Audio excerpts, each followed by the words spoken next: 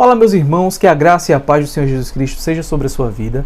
Para você que não me conhece, meu nome é William, sou missionário aqui na Igreja Presbiteriana de Arco Verde, no Pernambuco, e gostaria de meditar com você a respeito daquilo que a Palavra de Deus nos chama a aprender, a sermos ensinados e a sermos edificados.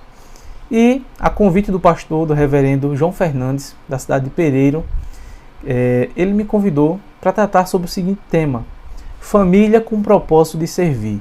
Sabemos que nem todos têm a oportunidade de ter uma família firmada na presença de Deus. E a história que nós trataremos nessa manhã, o texto que nós trataremos nessa manhã, fala um pouco a respeito disso. De uma família que não era tão bem estruturada, de alguém que descendeu de uma família não bem estruturada, uma família, na verdade, que não temia ao Senhor, mas que aqueles que realmente pretendiam servir ao Senhor, eles eram resgatados e serviam verdadeiramente.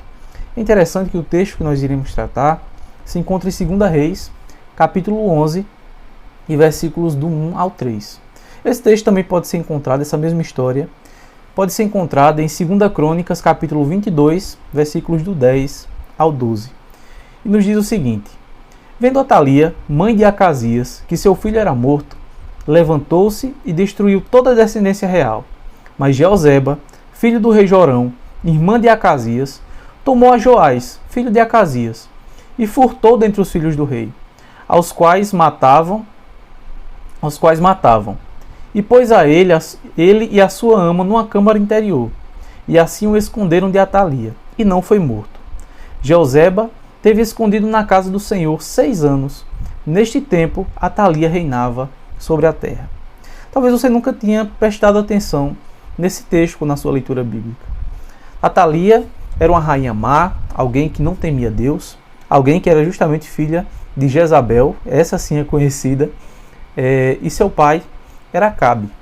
Então, era uma família totalmente desestruturada. E Atalia, sendo filha desses dois personagens, herdou muitas características deles, principalmente no que diz respeito à idolatria e ao culto ao famoso deus Baal, um falso deus. E é interessante como uma família que não tem Deus como sua estrutura, que não tem Deus como o ser que mantém a fidelidade, que mantém a sua moralidade, é uma família que reflete muito da sua adoração. Então, Atalia, filha de Jezabel com Acabe, era alguém que não temia Deus, o Deus verdadeiro, o Deus de Israel. Ela estava, na verdade, induzindo o povo de Deus a cultuar falsos deuses, a cultuar não só Baal, como os Baalins, que eram pequenas estátuas de Baal. E é interessante, meus irmãos, que mesmo numa família conturbada como essa, havia alguém que era uma princesa, muito provavelmente filha de Atalia, e essa princesa, ela mesmo nascendo nesse contexto, ela teve uma característica importante, que é a adoração ao Deus verdadeiro. Ela não se corrompeu com esses falsos deuses, não se corrompeu com Baal, nem com os Baalins. E essa mulher se chama Jeozeba. Talvez você nunca tenha ouvido falar nesse nome. É alguém que não é tão conhecido na Bíblia, não é conhecido pelos estudiosos bíblicos. Mas é alguém que temeu ao Senhor. E mesmo nascendo em uma família conturbada, decidiu servir ao Senhor. O Senhor a alcançou. O Senhor trabalhou no seu coração e ela foi eleita por Deus e trabalhou para a glória de Deus. E no contexto que nós estamos lendo aqui, essa mulher, Atalia, queria matar toda a descendência de Davi. O seu filho morreu e talvez motivada por uma certa inveja, talvez ela tenha pensado: se meu filho não vai ser o rei, os descendentes de Davi também não serão. E ela decidiu matar todos os descendentes de Davi. E Jeozeba, estando lá na casa como princesa, descendente dessa família real, totalmente conturbada, ela pega dentre os descendentes de Davi uma criança chamada Joás, que era seu sobrinho. Então ela pega seu sobrinho, esconde ele e a sua ama, aquela pessoa que cuidava do seu sobrinho, em uma câmara e o guarda. Nesse momento aqui, ele tinha mais ou menos 1 ano, porque ela, junto com seu esposo Joiada, o guardam no templo por 7 anos, por 6 anos, e ao 7º ano ele é chamado a ser rei. Mas é interessante, uma coisa que me chama muita atenção é que essa mulher, nascendo num contexto tão terrível, decidiu dedicar a sua vida ao serviço do Senhor. Ela não se corrompeu com os deuses dos seus pais.